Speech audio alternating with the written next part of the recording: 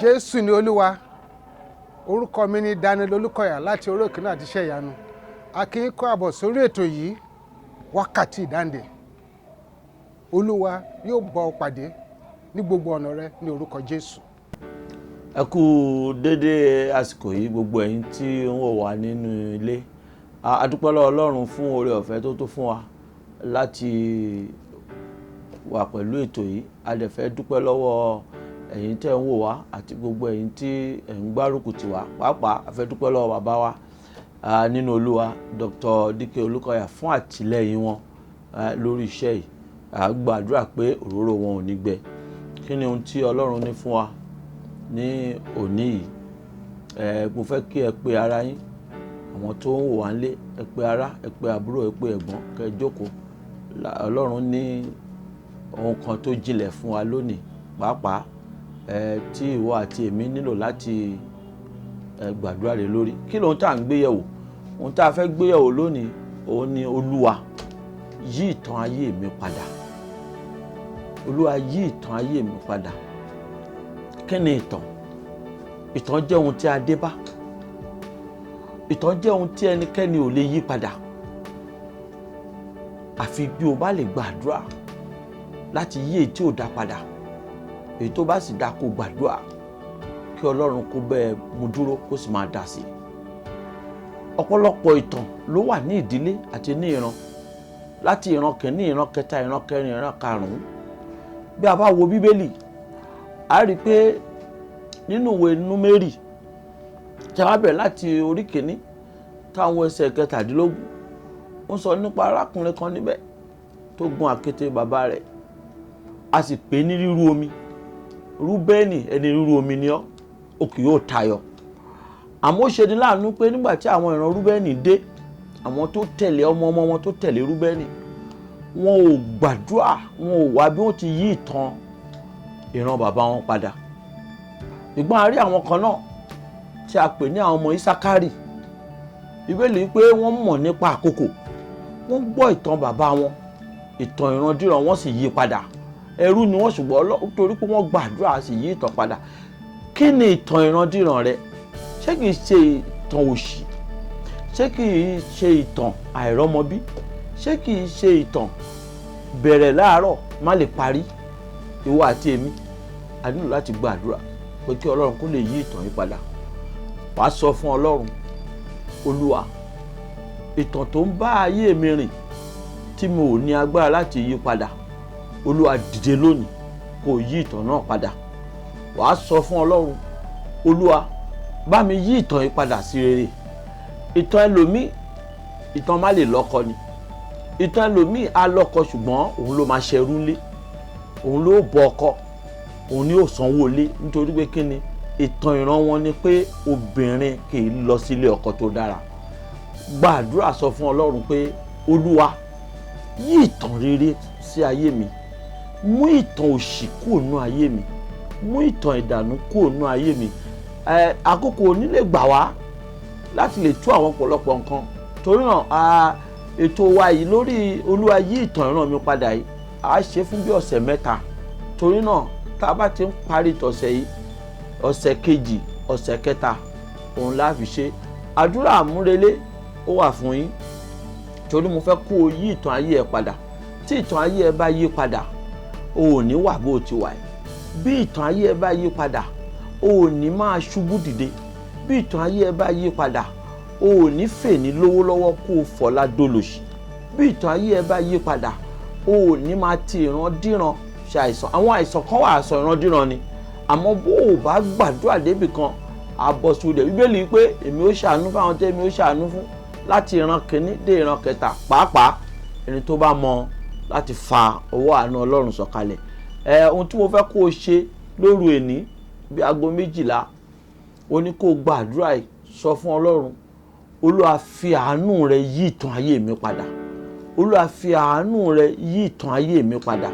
Mo ti fún ẹ ní kókó àdúrà kan, àmọ́ mo fẹ́ kó o mú kálámù ẹ báyìí. Torí pé ohun tó o bá kọ sílẹ̀ ó ṣe pàtàkì ju ohun tó o kàn gbé sí orí lọ. mo fẹ́ kó mú kálàmù ẹ̀ kó kọ kókó àdúrà kejì sílẹ̀. Wàá sọ fún Ọlọ́run, kọ sílẹ̀ bẹ́ẹ̀ pé Olúwa, yí odi àtijọ́ kúrò níwájú mi. Mo fẹ́ kó máa kọ báyìí. Olúwa, yí odi àtijọ́ kúrò níwájú mi. Torí bí odi àtijọ́ bá ṣì wà níwájú ẹ̀ àti kọjá síwájú, á ṣòro. Wàá tó kọ ìkejì sílẹ̀ báyìí pé Olúwa, mú mi jáde kúrò nínú ìtàn búburú àtijọ́. Máa kọ sílẹ̀. Wàá kọ ìkẹta. Wàá ní ayérayé ní orúkọ Jésù. Ayérayé ní orúkọ Jésù. Ẹ fà mí yọ kúrò nínú ọ̀fìn búburú ìtàn ìran mi. Ó ṣe pàtàkì kó o kọ àdúrà yìí, àmọ́ jù bẹ́ẹ̀ lọ ó ṣe pàtàkì kí o gba àdúrà yìí. Wàá fi ẹyọ kan lé báyìí. Wàá kọ orúkọ Jésù lẹ́ẹ̀mẹ́ta sílẹ̀ bí mo ṣe fẹ́ kó o pè nìyẹn. Pé orúkọ Jésù, agbára tó fẹ́ dè mí, agbára tó fẹ́ dè mí mọ́ ìtàn ìran búburú ilé ìyá àti ilé bàbá mi, Olúwa fà mí yọ. Olúwa fà mí yọ. Bó o ṣe ń kọ yẹn, mo fẹ́ kó o gbà ládùúrà. Tó bá di ọ̀sẹ̀ tó ń bọ̀, a fi gègé àṣẹ, a fi lé àwọn àdúrà wọ̀nyí. Má ṣe gbàgbé láti gba àdúrà yìí, nítorí pé ogun ibi tó o ti bá rẹ, o ò ní agbára láti yàn fún rẹ, ṣùgbọ́n o ní agbára láti yọ ara rẹ kúrò. Torí náà rí i pé o gbàdúrà yìí. Mo sì ń gbà ládùúrà fún ẹ pé ogun tó dè ẹ́ mọ́ ojú kan, bí Olúwa ti ń bẹ tẹ́mi ẹ̀ ń bẹ pẹ̀lú, ọ̀run yọ ẹ́ jáde lónìí ní orúkọ Olúwa Ọlọ́run àwọn ọmọ ogun. Ogun tó dè ẹ́ mọ́nú ìran ìtàn búburú, kọ́run kó fà ẹ́ yọ.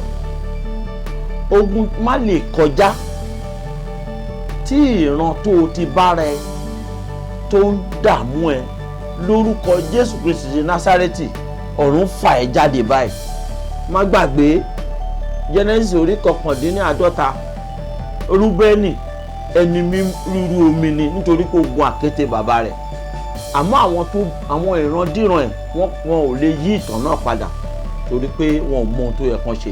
Àmọ́ mò ń sọ tẹ́lẹ̀ sí ayé ẹ, bí Ọlọ́run ti ń bẹ tí ẹ̀mí ẹ̀ ń bẹ pẹ̀lú, ìtàn ìran ẹ á yí padà lórí ẹ. Ìtàn ìrandíran ẹ á torí ẹ yí padà. Jésù Olúwa wa. Ìpàdé mẹ́ta kan wà tí ó máa wáyé ní olú ìjọ wa, orí òkè náà àti iṣẹ́ ìyanu ní orílẹ̀ 13 Ọlásìnbọ̀ Oníkẹyàbá. Ìpàdé ìtúsílẹ̀ pọ́nbélé, ìpàdé wákàtí ìdáǹdè, ìpàdé gbógunmi. Àwọn ìpàdé wọ̀nyí ń wáyé ní gbogbo ọjọ́ Monday títí di ọjọ́ Friday. Bẹ́ẹ̀ ni àwọn kan náà wáyé ní Sátidé kejì àti Sátidé kẹta. Àwọn mìíràn máa wáyé ní Àlàmísì mẹ́ta. Jésù ń dúró dè ọ́. Mo sì ń gba Ọlọ́run gbọ́ fún ẹ pé bí o bá wá sí ibi ìpàdé yìí, Jésù aláṣepé, Jésù tí ń tú ìdè, tó ń já ìdè, yóò fi ọwọ́ kan ẹ, yóò sì ṣẹ́gun ayé rẹ. Fún ìgbaninímọ̀ràn àti àdúrà, pè sí àwọn nọ́mbà wọ̀nyí: 0806 716 0472. Lẹ́ẹ̀kan sí 0806 716 0472. Nọ́mbà kejì nìyí 080 33 47 8934. Lẹ́ẹ̀kan sí 080 33 47 8734. Adúpẹ́ lọ́wọ́ Ọlọ́run fún bàbá wa Dr. Dike Olúkọ̀yà, kọ́lọ́run kó lọ rẹ̀ mí wọn, kí ìfòròyàn kó má ṣe gbẹ. À ń gbàdúrà fún iléeṣẹ́ tí ó gbé wa síta yìí náà pé òkè òkè lẹ́yìn máa lọ. Èkó a máa gbèrú sí o. Orílẹ̀-èdè Nàìjíríà àlàáfíà yóò jọba o. Jésù Olúwa wa.